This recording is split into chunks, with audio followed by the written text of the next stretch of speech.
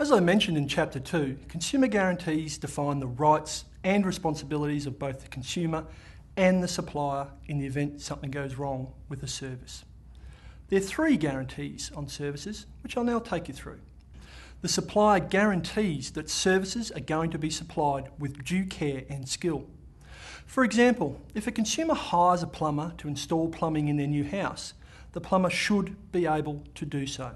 As a licensed trade person, the plumber is expected to work with a certain level of skill and exercise appropriate care while carrying out the service. The supplier guarantees that the service will be fit for the specified purpose. For example, if the consumer asks the handyman to build a wall-mounted shelf capable of holding a heavy vase, but the shelf collapses when the vase is placed on it, the service has not achieved the desired result.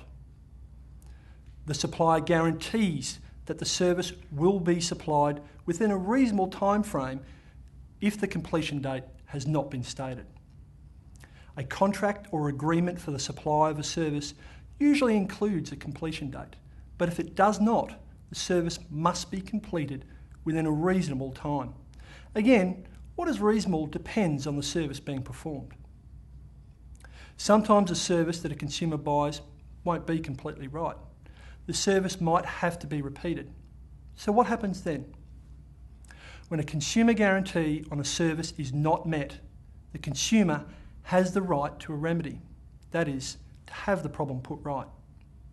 The type of remedy will depend on whether the problem is classed as either a major or minor failure, but usually it will be a repeat of the service. So what qualifies as a major failure? A major failure with the service guarantee is when the consumer wouldn't have acquired the services if they'd known the nature and extent of the problem.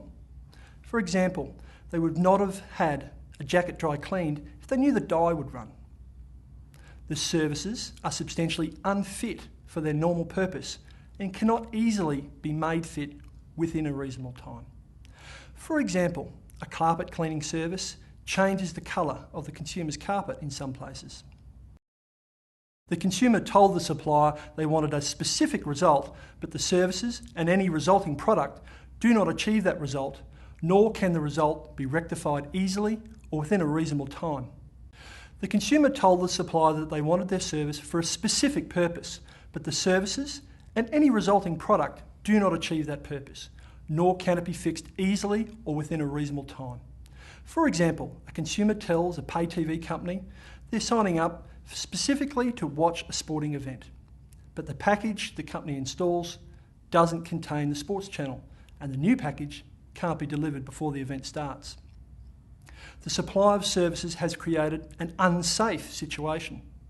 For example, an electrician incorrectly wires downlights in a consumer's new kitchen, which creates a fire risk. A minor failure with a service guarantee is anything not classed as major. In a major failure situation, the consumer has the right to choose the remedy, while in a minor failure situation, the supplier chooses the remedy.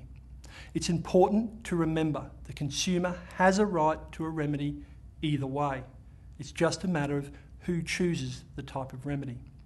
So, for a major failure, the consumer can cancel the service contract with the business and claim a refund, or keep the contract and claim compensation for the difference in the value of the service delivered and what was paid. And for a minor failure, the supplier can fix the problem free of charge and within a reasonable time, or arrange another supplier to fix the problem free of charge. So, to summarise, consumer guarantees on services boil down to a couple of pretty simple ideas. The service will do what the consumer needs it to do. It will be completed within a reasonable time. And if something goes wrong, the supplier must make it right by providing a remedy, such as a repeat service.